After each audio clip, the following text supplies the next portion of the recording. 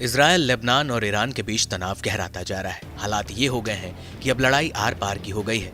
Iran के missile attack के बाद इजरायल ने जवाबी कार्रवाई की बात कही। इजरायली पीएम नेतन्याहू ने कहा कि चाहे अब जो भी हो जाए, ईरान को इस हमले की कीमत चुकानी होगी। इस बीच G7 देशों ने दोनों मुल्कों में तनाव कम करने के लिए एक इमरजेंसी मीटिंग बुलाई, जहां अमेरिकी राष्ट्रपति जो बाइडेन ने कहा कि वो इजरायल का साथ दे रहे हैं, लेकिन अगर इजरायल ईरान के न्यूक्लियर साइट्स पर हमला करता है तो अमेरिका इसमें उसका साथ नहीं देगा।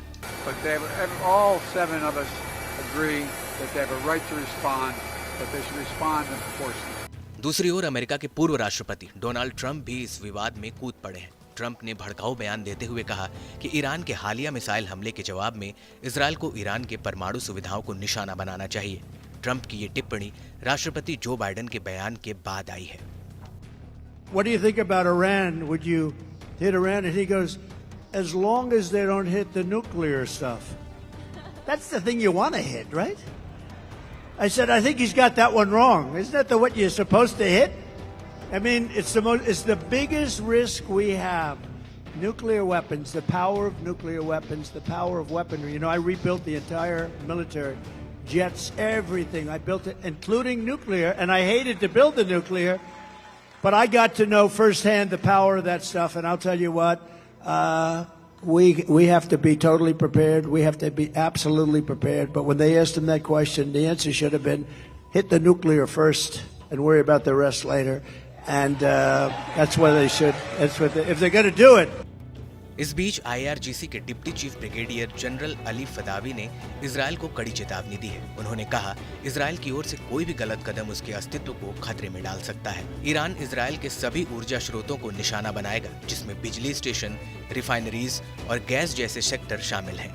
ईरान में इन सभी लक्ष्यों पर एक साथ हमला करने की क्षमता है। वहीं Iran army commander in chief ने भी इजरायल को धमकी दी है। मेजर जनरल अब्दुल रहीम मौसवी ने कहा, इजरायल को किसी भी लापरवाही कार्रवाई के लिए गंभीर और विनाशकारी प्रतिक्रिया का सामना करना पड़ेगा।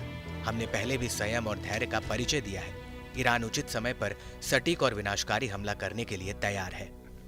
वहीं अमेरिकी राष्ट्रपति ने कहा कि वह ईरान तेल फैसिलिटी पर संभावित इजरायली हमलों को लेकर चर्चा कर रहे हैं। बाइडेन के इस बयान के बाद ईरान ने सीधे अमेरिका को धमकी देते हुए कहा, अगर इजरायल और अमेरिका ईरान की तेल रिफाइनरियों को निशाना बनाते हैं तो ईरान सऊदी अरब, अजरबैजान, कुवैत, UAE और बहरीन समेत पूरे इलाके में रिफाइनरियों और तेल क्षेत्रों में आग लगा देगा।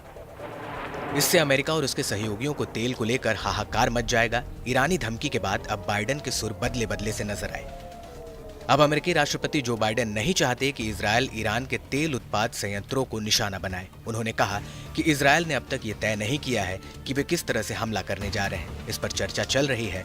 जो बाइडेन ने कहा कि मुझे लगता है कि अगर मैं उनकी जगह होता तो ऑयल सेक्टर पर हमला करने के अलावा अन्य विकल्पों के बारे में सोचता।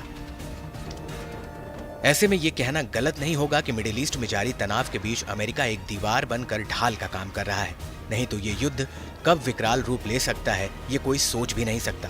बता दें कि ईरान दुनिया का 7वां सबसे बड़ा तेल उत्पादक है, जो अपने उत्पादन का लगभग आधा हिस्सा विदेशों में निर्यात करता है। खैर, अब इस बढ़ते तनाव के बीच देखने वाली बात ये होगी कि क्या इजरायल अमेरिका की बात मानता है या फिर अमेरिका के खिलाफ जाकर ईरान के तेल भंडार पर हमला कर युद्ध को और भयंकर बनाते हुए नए युद्ध के लिए ललकारता है।